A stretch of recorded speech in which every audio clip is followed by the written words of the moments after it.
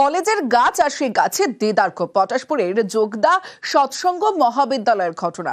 College ক্যাম্পাসের 20টি গাছে কোপ, কিন্তু এই ঘটনার সঙ্গে কারা যুক্ত জানবো। আমার সঙ্গে পঙ্কজ রয়েছে। পঙ্কজ, অবশ্যই একেবারে ছুটির দিনে যেখানে কলেজের 20টি বড় বড় বৃক্ষের উপরে কোপ মেরে কে বা কারা নিয়ে গেছে, কেটে বিক্রি করে দিচ্ছে, এখনো পর্যন্ত কলেজ কর্তৃপক্ষ কিছুই জানেন না।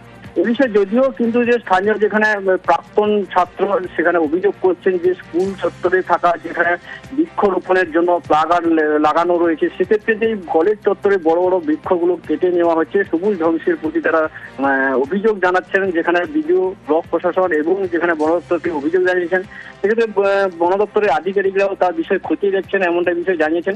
এক্ষেত্রে দেখা গেল যে পটাশপুর থানার যে পালপাড়া যোগদা সৎসঙ্গ মহাবিদ্যালয়ের এই যে বড় বড় বৃক্ষ কেটে নেওয়ার ঘটনায় কিন্তু যথেষ্ট চাঞ্চল্য সৃষ্টি হয়েছে। জানো যে সবুজ জন্য বেশ কয়েক প্রশাসনের পক্ষ থেকে সবুজ রোপণ, যেখানে বৃক্ষরোপণ করা হচ্ছে, সেখানেই সেই সবুজ ধ্বংস করা হচ্ছে। বেশ,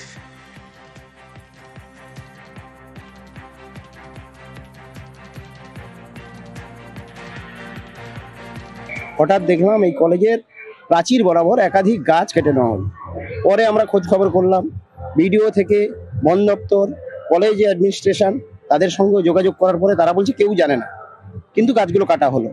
এবং আপনি যদি ভেতরে কলেজের মধ্যে দেখেন, সেখানে নিয়মিতভাবে ছাত্রছাত্রীদের উৎসাহিত করা হয় গাছ লাগানো হোক, গাছ কিভাবে অক্সিজেন দিচ্ছে, পরিবেশ রক্ষা করছে, কিন্তু কলেজে উল্টো কাজ হলো। এই ব্যাপারে একটা প্রতিবাদ হওয়ার দরকার আমাদেরও মনে হয়েছে এবং আমরা জানিয়েছি। তারপর দেখা যাক কি ব্যবস্থা নেয় প্রশাসন। গাছ কাটা তো ওনাদের একেবারেই অনুচিত হয়েছে। ওনারা পারমিশন করাতেই পারছেন, ওনাদের নিজস্ব জমির গাছ, আমরা তো পারমিশন দেবো না এরকম কথা তো কিছু বলিনি। এবার গাছ লাগার পরে কনসার্ন রেঞ্জ অফিসার গেছিলেন, আমাকে রেঞ্জ অফিসার ইনফর্মও করেছেন। এবার ওনাদের সঙ্গে আমি কথা বলেছি। এখন দেখুন, এই ক্ষেত্রে তো দুটো জিনিস হতে পারে। একটা হচ্ছে প্রাইমারিলি ওনারা যদি কম্পাউন্ডিং করে ফাইনটাকে রেগুলারাইজ করেন, সেটা হতে পারে। অথবা যদি ওনারা সেটাতে আনউইলিং থাকেন, তাহলে then we have to resort to court case.